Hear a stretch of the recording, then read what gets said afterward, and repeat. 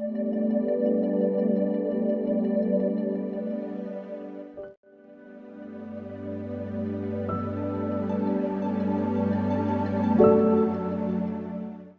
کے لیے زور سے تالی بجائیں گے. اور میرے عزیزو، خدا کے خادم کے لیے جس کو خدا نے اتنی چھوٹی عمر میں اپنی قدرت کو بیان کرنے کے لیے چنا، میں چاہوں گا کہ ایک دفعہ پھر خدا کے خادم کے لیے ہم زور سے تالی بجائیں. اور سنے گئے کلام کے لیے ہم دعا کریں گے. پاسٹر سٹیفن سے میں درخواست کروں گا کہ وہ اسٹیج پر آئیں اور سنے گئے کلام کے لیے دعا کریں. آئے اپنے سروں کو جھکائیں گے، دعا کریں گے، خدا کی شکر گزاری کریں. آسمان زمین کے خدا تو جو بھلا ہے، تیری شفقت ابدی اور تیرا پیار نرالا ہے. میں شکر گزار ہوں تیری تمام تدنیم تو برکت و بخشوں کے لیے تو ہمیں دیتا ہے. میں شکر گزاری کرتا ہوں تیرے خادم کے لیے، تیرے بیٹے رومس کے لیے خدا، جس کو تو نے اپنے جلال کی وسعت کے لیے استعمال کیا ہے، جس کے منہ میں تو نے اپنا زندہ کلام رکھا ہے. میں دعا گو ہوں تیرے بیٹے کے لیے خدا، اسی طرح خداوند دن بدن وہ تجھ میں بڑھے اور ترقی کرے اور بہت سی جانوں کو تیرے گلہ میں شامل کرنے والا بنے. آج خدا جتنی جانوں نے تیرے زندہ کلام کو سنا ہے، محض سننے والے نہ ہو بلکہ اس کلام پر عمل کر کے تجھ سے ہمیشہ کی زندگی پائے، کیونکہ تو اس لیے دنیا میں آیا تاکہ لوگ نجات، رہائی اور بھلائی کو دیکھ سکے. خدا میں شکر گزار ہوں سارے وقت کے لیے جس میں خدا تو نے اپنے چھوٹے سے خادم کو استعمال کیا ہے. جتنے لوگ یہاں پر موجود ہیں خدا تیرے کلام کے وسیلہ سے برکت پائے، کیونکہ تیرے کلام خدا میں تیرا بندہ داؤد فرماتا ہے، میں نے تیرے کلام کو اپنے دل میں رکھ لیا ہے تاکہ تیرے خلاف گناہ نہ کروں. خدا آج سنے گے کلام پر تیری برکت، اور خصوصاً ان تمام حاضرین کے لیے خدا میں تیرا ادنا سا خادم ہوتے ہوئے برکت کی دعا کرتا ہوں. تیرے لوگ محض سنے نہ بلکہ اس پر عمل کرے اور برکت کو حاصل کرے. تیرے بیٹے خداوند یسوع مسیح کے نام سے آمین. التجا کی، دعا کی، اور خدا نے ہماری دعاؤں کو، ہماری التجاؤں کو، اور جو ہم نے اس کے حضور پرستش کی، اس کی ستائش کی، اس کو اپنے حضور میں سنا. تو میرے عزیزو، اب آپ سب سے ریکویسٹ ہے کہ اب ہم سب چپ رہیں گے اور باپ بولے گا. اس لیے میں دوبارہ آپ سے ریکویسٹ کرنا چاہتا ہوں کہ سب تشریف رکھیں، بیٹھ جائیں اور بڑے ادب اور بڑے احترام کے ساتھ اپنے باپ کی آواز کو سنیں. اب سب کی بھرپور تالیوں میں خدا کے خادم پاسٹر رومس گل کو دعوت دوں گا کہ وہ آئیں اور خدا کے خوبصورت کلام کو ہم تک بیان کریں. میری طرف سے سب کو سلام. ہاللیلویا، ہاللیلویا. زور تالیاں بجائیں خدا کے جلال کے لیے. میں نہایت خوش ہوں، گو کہ وقت جو ہے وہ بہت کم ہے، لیکن جب ہم خدا کی آواز کو سننے کے لیے تیار ہوتے ہیں تو خدا جو ہے وہ ہمیں سننے والا دل، سننے والا ذہن اور ہمیں تیار کر دیتا ہے، پریپیئر کر دیتا ہے تاکہ ہم کلام مقدس کو سنیں. اور کلام میں یہ لکھا ہے کہ پھر اس نے ان کے ذہنوں کو کھولا تاکہ وہ کلام مقدس کی باتوں کو سمجھ سکیں. تو آج ایک خاص موقع ہے، ایک خاص وقت ہے، ایک خاص لمحہ ہے کہ آج ہم سب مل کر صرف اور صرف ایک ذات کو جلال دینے کے لیے یہاں پر اکٹھے ہوئے ہیں، اور وہ ذات ہے عجیب، مشیر، خدا قادر، ابدیت کا باپ اور سلامت کا شہزادہ. آئیے شہزادے کے لیے تالیاں بجائیں. وہ جو شہزادہ ہر عام و خاص کے لیے، وہی شہزادہ جو چرنی میں ہمیں ملتا ہے، اور وہی شہزادہ جو ہمیں بڑی بشارت دیتا ہے کہ آج ہم آزاد ہو چکے ہیں. چرنی میں پیدا ہونے کا مقصد یہی ہے کہ ہر عام اور خاص اس کو دیکھ سکے. اگر محل میں پیدا ہوتا تو پھر صرف بادشاہ ہی دیکھ سکتے. چرنی میں پیدا ہونے کا مطلب یہ ہے کہ میرے اور آپ جیسے لوگ دیکھ سکیں، گڈریے دیکھ سکیں، اور مجوسی بھی دیکھ سکیں جو کہ بادشاہ ہیں، جو پورب سے آئے ہیں، اور وہ کوئی عام لوگ نہیں ہیں، وہ بادشاہ ہیں، اپنے اپنے علاقوں کے، اپنے اپنے قبیلوں کے سردار ہیں، اور وہ ستارے کو دیکھ کر خدا کو دیکھنے آئے ہیں. کتنی بڑی بات ہے اس نجات دہندے کو. اور یہ اس بات کی تصدیق ہے کہ جو یسوع المسیح ہے وہ کل جہان کے لیے اس دنیا میں آیا. نہ صرف میرے لیے، نہ صرف آپ کے لیے، بلکہ ہر ایک فرد و بشر کے لیے جس کا تعلق اس روئے زمین سے ہے۔ کتنے لوگ یسوع المسیح سے پیار کرتے ہیں؟ میں ابھی دیکھ لیتا ہوں، جو تھوڑی تالی بجائے گا اس کا مطلب یہ ہے کہ تھوڑا پیار کرتا ہے، جو زیادہ تالی بجائے گا اس کا مطلب یہ ہے کہ زیادہ پیار کرتا ہے۔ اتنے پیار کرتے ہیں یسوع مسیح سے جس نے آپ کے لیے جان دی، خون بہایا، پسلی میں بالا کھایا اور آپ کے لیے ایک بڑا کارنامہ سر انجام دے کر آپ کو ہمیشہ کی زندگی کا وارث بنا دیا۔ آج کا جو عنوان ہے وہ بہت خوبصورت ہے اور اس کا تعلق جو ہے وہ یسوع المسیح کی پیدائش سے جا ملتا ہے۔ تو ابھی بھی تالیاں بجنی ہیں، مجھے خوشی ہوئی ہے کہ آپ اتنا زیادہ پیار کرتے ہیں یسوع المسیح کے لیے۔ اور بڑی بات ہے کہ اتنی سردی میں آپ یہاں پر بیٹھے ہوئے ہیں اور مجھے امید ہے میں کوشش کروں گا اس کو ودن 20 to 25 منٹس کو سمرائز کر سکوں، کیونکہ میں نے تھوڑی اس کی ڈیٹیل میں تیاری کی تھی اور میں نے یہ بھی آج بائبل مقدس کی روح سے آپ کو بتانا تھا کہ 25 جو دسمبر ہے، دسمبر کا مہینہ بائبل سے میں نے ثابت کرنا تھا، لیکن وہ ڈیٹیل میں آگے جانا پڑے گا۔ تو میں آج جو ہمارا عنوان ہے میں اس کو سامنے رکھتے ہوئے سن آف رائچسنس، اور اس کا جو حوالہ ہے وہ ہمیں ملاکی میں ملتا ہے۔ اور میں اس سے پہلے کہ ملاکی کی کتاب سے 4 باب کی 2 آیت کا حوالہ یہاں پر قلم بند کروں، اس کو پڑھوں، اس کی تحریر کو پڑھوں، میں آپ کو ملاکی کے بارے میں بتانا چاہتا ہوں۔ کتنے لوگ ملاکی نبی سے واقفیت رکھتے ہیں؟ کتنے لوگ ہیں؟ آپ سب رکھتے ہیں واقفیت؟ جو رکھتا ہے وہ، جو نہیں رکھتا اس کو آج میں بتا دیتا ہوں، اور جو رکھتا ہے تو وہ پلیز اپنا ہاتھ لہرا دیں۔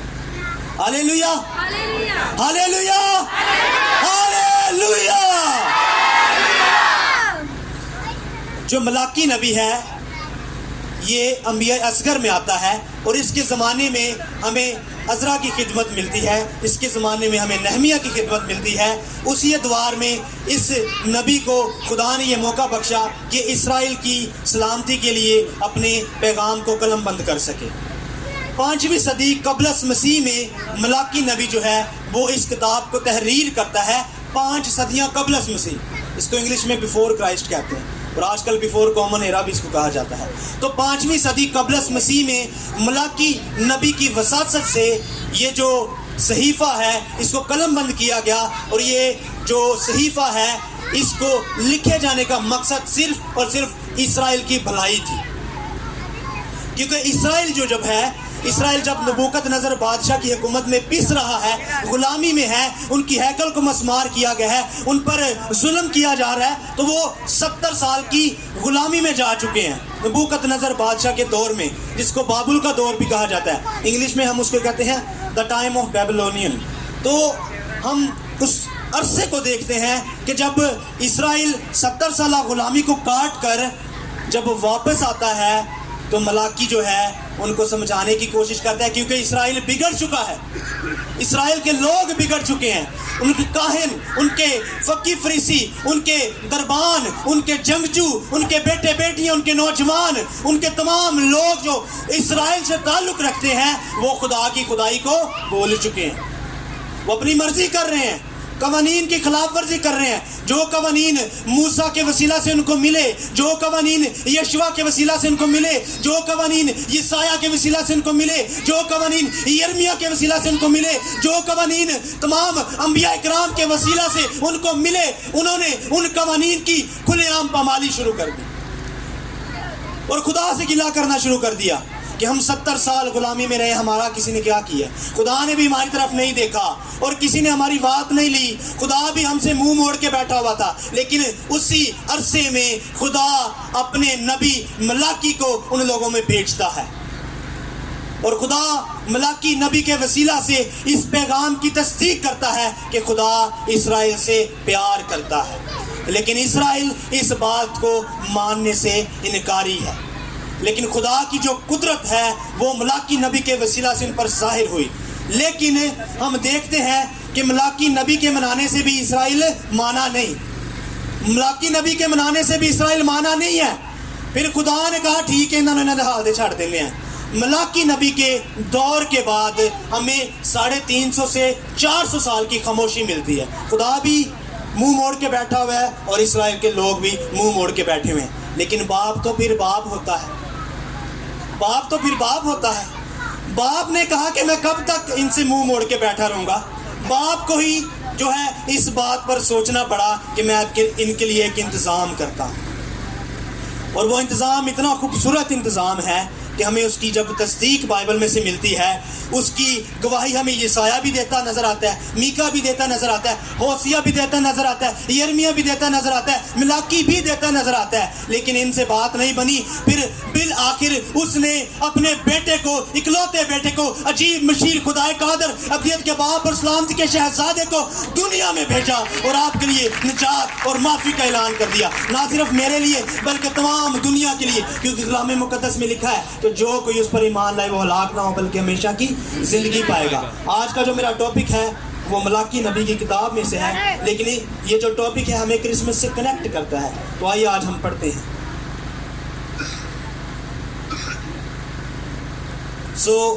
کلام مقدس میں ملاکی نبی کی معرفت لکھا گیا صحیفہ، اس کا 4 باب اور اس کی دوسری آیت مقدسہ کو میں آپ کے سامنے پڑھوں گا۔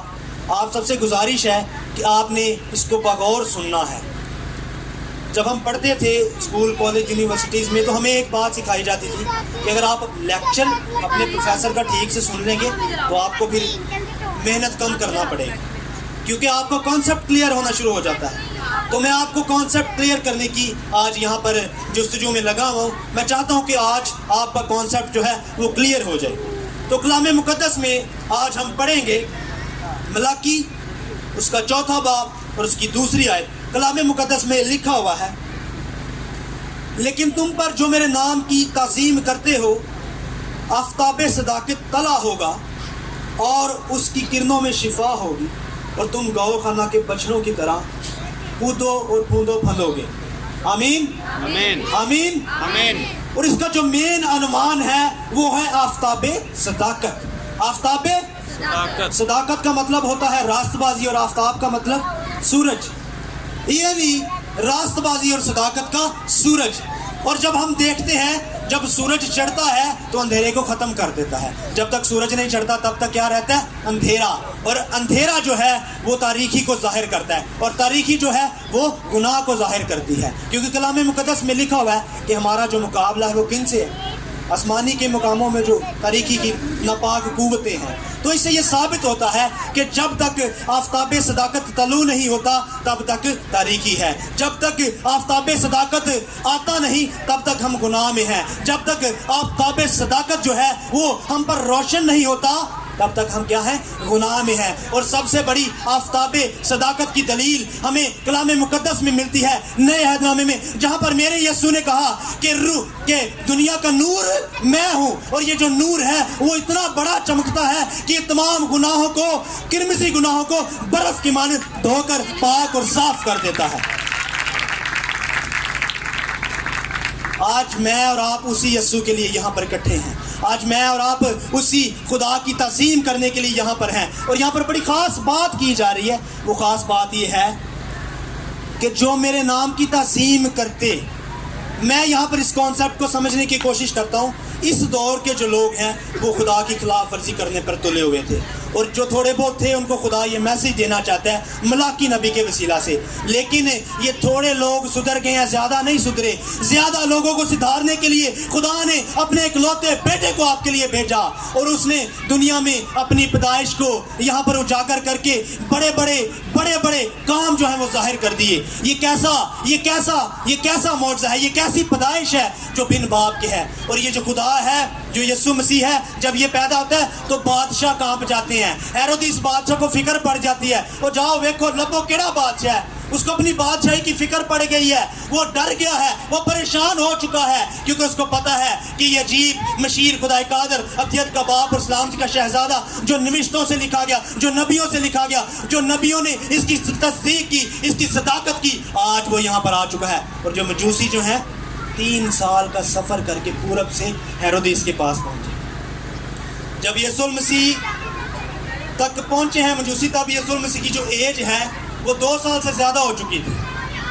اسی وجہ سے ہیرودیس بادشاہ نے حکم دیا کہ جو 2 سال کے بچے ہیں یا اس سے زیادہ ہیں ان کو کیا کیا جائے؟ قتل کروا دیا جائے. اور یہاں پر ہوسیہ کی پیشن گوئی بھی پوری ہوتی ہے کہ راحل اپنے بچوں کو روتی ہے. یہاں پر ہوسیہ کی پیشن گوئی بھی پوری ہو جاتی ہے. جب یہاں پر ہیرودیس بادشاہ حکم دیتا ہے تو 2 سال کے بچے سارے جو ہیں وہ قتل کروا دیے جاتے ہیں، کیونکہ مجوسی جب آتے ہیں ان کو 2 سال کا عرصہ لگتا ہے. اور یہ اتنی جلدی یہ سارا معاملہ طے نہیں ہوا. ایک مجوسی کو جب ستارہ دکھائی دیتا ہے تو وہ دوسرے مجوسی کو دکھائی دیتا ہے، وہ تیسرے مجوسی کو دکھائی دیتا ہے. اور کلام میں تو 3 مجوسیوں کا اکثر لوگ ذکر کرتے ہیں، لیکن وہاں پر لکھا ہے کئی مجوسی. ہو سکتا ہے یہ قبیلوں کی مانند ہوں، یہ قبیلوں کی صورت میں آئے ہوں سجدہ کرنے کے لیے. سونا، مر اور لبان لانے والے جو مجوسی ہیں ان کی وجہ سے ہم 3 کہہ دیتے ہیں، لیکن ہو سکتا ہے یہ پورے گروپ آئے ہوں، کیونکہ ایک بادشاہ پیدا ہو چکا ہے. اور یہ بادشاہ وہ ہے جو بادشاہ پوری دنیا کے لیے راحت کا پیغام ہے. یہ بادشاہ وہ ہے جس نے ہم سب کے لیے معافی کا عام اعلان کر دیا. پیدائش یہ عام پیدائش نہیں ہے، یہ پیدائش ایسی خاص پیدائش ہے کہ ستارے جو ہیں مجوسیوں کو راہ دکھا رہے ہیں. یہ پیدائش اتنی نفیس پیدائش ہے کہ بڑے جو بادشاہ ہیں وہ گھبرا گئے ہیں، پریشان ہو گئے ہیں، سلطنتیں ہل گئی ہیں. اور بڑے جو اپنے آپ کو بڑے بادشاہ سمجھتے ہیں، جو سمجھتے ہیں کہ میری کبھی حکومت ختم نہیں ہوگی، وہ بھی ڈر کر بیٹھ گئے ہیں، کیونکہ ان کو پتہ ہے اس بات کا کہ ایک ننھا بچہ جو ہے وہ پوری کائنات کا خالق اور مالک پیدا ہو چکا ہے. اور مجوسیوں سے ہیرودیس نے پوچھا اور بعد میں تصدیق کی ہے، اور اس تصدیق کی وسیلہ سے اس نے اس بات کا اندازہ لگایا ہے جو اس کے محل میں جو اس کے مشیر اور اس کے جو ایڈوائزر تھے ان کی وجہ سے ان کو پتہ چلا کہ یہ 2 سال پرانی بات ہے. یہ جو آئے ہیں نا چل کے، ہو سکتا ہے 2 سال پرانی بات. اس وجہ سے ہیرودیس نے یہ حکم دیا کہ 2 سال کے جو بچے ہیں ان کا قتل کر دیا جائے. آپ سب مجھے سن رہے ہیں؟ ہاللیلویا، ہاللیلویا. پرزور تالیاں بجائیں خدا کے جلال کے لیے.